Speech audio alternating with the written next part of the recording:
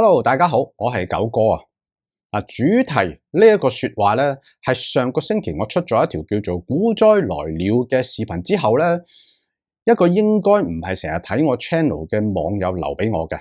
我當時就答佢：喂，好多人叫緊救命喎，即係你冇貨啦。點解我咁答佢咧？因為如果你有貨嘅話咧，你應該已經感受到嗰種陰啲跌，升4日就唔夠1日就跌晒嗰種咁嘅煎熬。你冇貨咧，你先至會嚟問幾時嚟啊股災？你以為股災真係一日跌2成，好似1987年咁樣，然後你就可以贏爆咁走出去撈底咩？但係現實就係股災從嚟都唔係一條直線落去，而係一個過程，一個你睇住一路自己嘅持倉縮水，又唔知走唔走嘅過程。一個你喺高位唔肯減倉，到跌咗3成先至周圍問而家走唔走嘅過程。今日九哥會用過去1年我喺 YouTube 同埋付費 Patreon 分享過嘅真實例子，話你知股災唔係嚟唔嚟嘅問題，而係你睇唔睇到信號嘅問題，同埋最重要嘅係你準備好未嘅問題。好，我哋而家即刻就開始。首先請大家大力點讚啦！好多人睇 YouTube 咧，係想聽完你講之後咧，下個星期就見到股災，咁然後佢就自己做英雄。但係如果你真係做過市場分析咧，你就會知道呢啲咁嘅轉折點或者拐點咧係好難捉嘅。但係唔代表唔使捉喎。我哋標題有股災來了啊、危機倒數啊，或者金融風暴等等咧。好多有啲人就話我好誇張，甚至話我係狼來了啊，有啲就話我係負能量啊。但係我想你睇下我跟住嗰幾個數字，睇完你再話我係唔係狼來了啊？前年嘅8月，即係2024年啦，我問微軟會唔會跌7成啊？再次迷失10年呢？當時微軟係522蚊之後最高去到3條5，我話風險好高啊！之後從高位回落跌咗2嚿水，跌咗32%，呢啲係咩概念啊？如果你持有100萬嘅微軟，你唔喐，你會冇咗32萬。你問我股災幾時嚟？呢個算唔算股災？如果唔係咁，咩先算？第二條，舊年1月嘅時候，我話微策略比特幣可能係泡沫之母 strategy 最高去到355蚊，我話呢個係經典泡沫，之後最低跌到落104蚊，跌咗7成，即係100萬剩翻30萬。如果你仲話股災未到，我只可以講你真係好彩，因為你冇揸過呢隻股票啊。第3條。半年前我話甲骨文同 OpenAI 呢3000億合約係奇蹟定係迷局啊？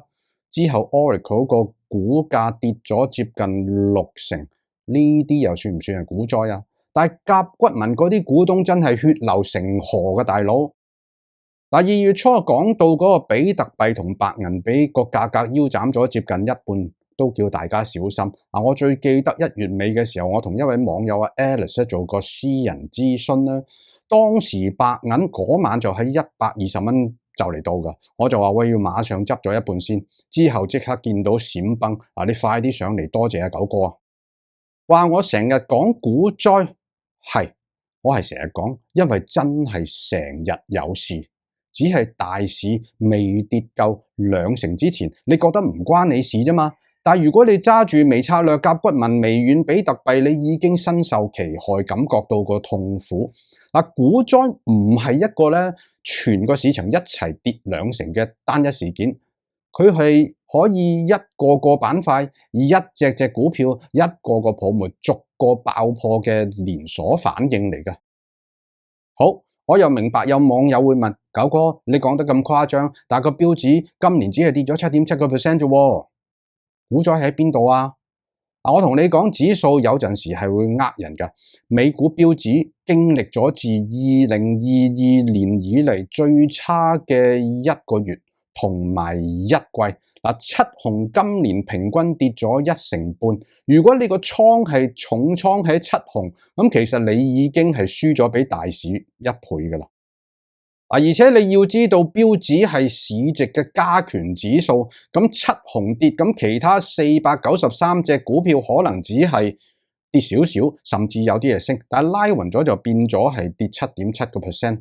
呢個唔代表係你安全，係因為好多人嘅倉根本就係以七雄為主，所以都係痛苦噶嘛。你問我股災幾時嚟？咁我會話第一個階段可能已經嚟咗，可能已經完成咗，只係你未感受到嗰個全身嘅痛苦。仲有一樣嘢，好多人以為股災一定要好似2008年咁，哇雷曼爆煲啊，日日電視都話跌到趴街啊，全球又恐慌啊咁。但係2022年嘅納指跌咗1/3，你覺得算唔算係股災？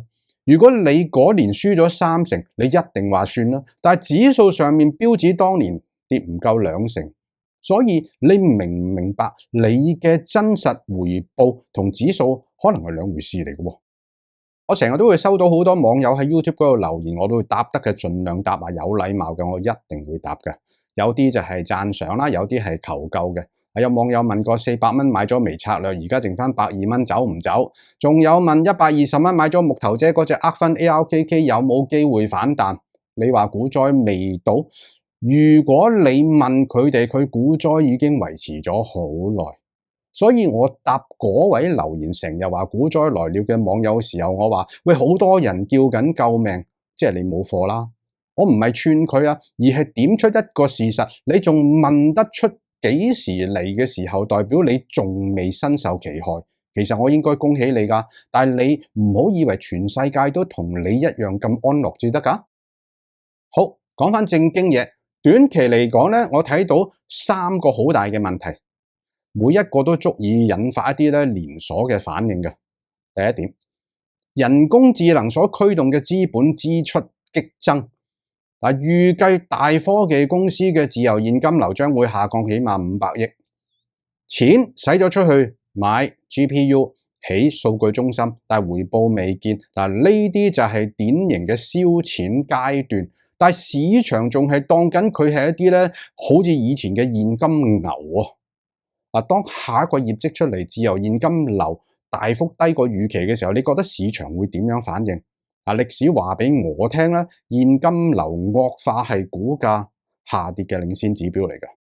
第二點，未來12個月美國聯邦政府將會有10萬億美元嘅債務需要再融資，佢淨係俾利息，而家都每年支出超過1萬億，邊個埋單？最終咪又係喺市場流動性嗰度抽走咯。特朗普早2日講緊，因為伊朗戰爭又要增加額外嘅15000億國防預算。又揾邊個買新嘅國債？巴菲特指數，我哋差唔多鑊鑊都講，繼續喺高位嗰度徘徊，代表新買股票已經幾乎冇安全邊際，所以 M7 係高估值嘅股票就咁容易就一季跌咗15% 咯。2000年之後納指跌咗78%，你問我股災幾時嚟？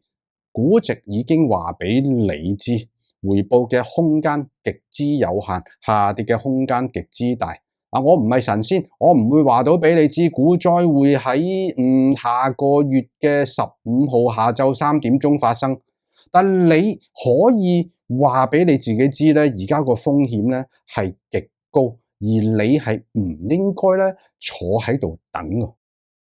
有網友Simon 方佢講過九哥嘅視頻都會好似我成日講啲圖有100萬嘅圖咁樣可以值100萬嘅視頻。我好多謝你。因為佢明白我哋做緊咩嘢，我哋唔係求其講股災來了就收工，我哋係持續咁樣追蹤畫圖，揾一啲轉折點。譬如好似舊年嘅8月，我哋已經喺 Patreon 嗰度分享比特幣嗰啲咁嘅終局分析，即係 Endgame 並且壓住喺 BITI 即係嗰個比特幣嗰個反向嘅 ETF 啦。當時嗰個比特幣仲喺高位徘徊，我話風險回報嚴重傾斜，畫咗呢一個叫做比特幣大喇叭，好多朋友呢幾個月都見過㗎喇。而家 Bitcoin 由高位跌咗一半，你話我成日講，但我係一路講一路有行動，呢個應該係我過去1年其中一個做得最好嘅預測嚟。仲有舊年11月，我出咗一條話第一品牌嗰個 First Brand 好大問題。當時有一位專業嘅網友留言話俾我聽，危言聳聽，私募信貸係唔會咁容易爆㗎。而家你睇下私募信貸市場風聲鶴唳，贖回限制、估值下調、流動性凍結，邊個先知先覺啊？我唔係想嚇你，我係想你準備好。準備好嘅意思唔係清倉瞓覺，而係你有冇對沖，有冇現金，你知唔知邊個倉位係最脆弱？你嘅止蝕係唔係仲有效？嗱，好多 YouTuber 會同你分享投資經驗，我成日見到啲20、30歲已經喺度分享，佢見過幾多大場面啊！九哥30幾年前進入投行都唔敢話識得晒。但係都可以知道點樣睇到動靜，預測下未來，唔通下下要炒到最後1分鐘先至走人咩？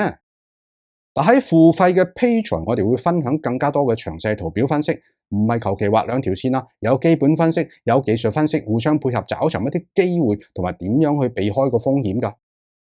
每個星期我哋有資產配置嘅風險管理建議，會按翻個市況嘅動態去調整。我哋唔係神啦，我哋都係一個團隊嚟㗎，唔係因為我哋叻，而係因為我哋知道咧，喺市場度生存靠嘅唔係運氣，而係紀律同埋一啲資訊嘅優勢。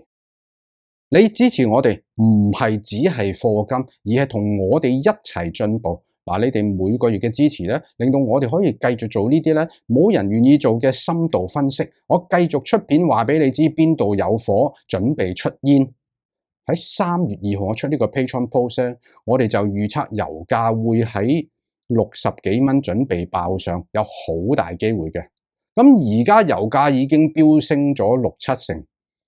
我哋知道而家個經濟環境麻麻，唔係個個人都可以每個月課金，唔緊要，你繼續睇我哋嘅 YouTube like share 留言已經係好大嘅支持。Patreon 咧係 for 嗰啲再想行前一步，想睇到我哋即時更加微觀分析嘅朋友。最後我想講一樣好重要嘅嘢，心理。每一次泡沫爆破之前咧，大部分人都話今次唔同嘅 ，this time is different。2000年科網人話互聯網改變世界，估值唔緊要。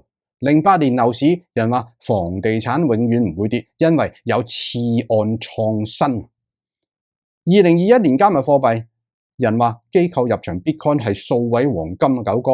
而家2026年人話 AI 係新嘅工業革命。資本支出高係應該嘅，係 AI 係大趨勢，大趨勢唔等於股價唔會跌7成。我見過太多人喺高位嗰陣覺得自己係天才，低位嗰陣覺得係世界末日，周圍鬧人，然後佢哋又會問點解冇人話我知？其實有人話過㗎，只係你唔信啫嘛。我拍呢條片，我唔係想串你，而係想話俾你聽，你仲喺清醒嘅時候咧，我仲可以提醒到你。你可以唔信我，你可以繼續覺得股災未到，但係如果你有貨，我請你認真問下自己一句：我嘅持倉頂唔頂得住再跌多2成？如果頂唔住，你而家應該就要做啲嘢啦。最後我想答翻今日我哋嘅主題嗰位網友嘅問題。成日話股災來了，到底幾時嚟啊？我再答多一次，我嘅答案係股災唔係一個日子，而係一種狀態。當你見到身邊嘅人開始叫救命，而你仲問緊幾時嚟呢？你已經輸咗個先機。我唔係想你哋恐慌，我係想你清醒。我唔係想你清倉，我係想你有計劃。我亦都唔係想話自己好叻，我係想話你知，我哋一齊睇住幅圖，跟住數據，可以行少好多冤枉路。記住，準備好嘅人咧，永遠唔使驚股災㗎。我哋下條片再傾啦。九哥會繼續同你跟進環球市場宏觀發展。鍾意呢條片嘅記得 comment、like、share。想掌握更多投資同埋財富管理資訊呢，片尾我哋有視頻介紹我哋嘅 Patreon 社群，每個星期都有 ETF 清單做分析，馬上就加入9個話嘅 Patreon啦！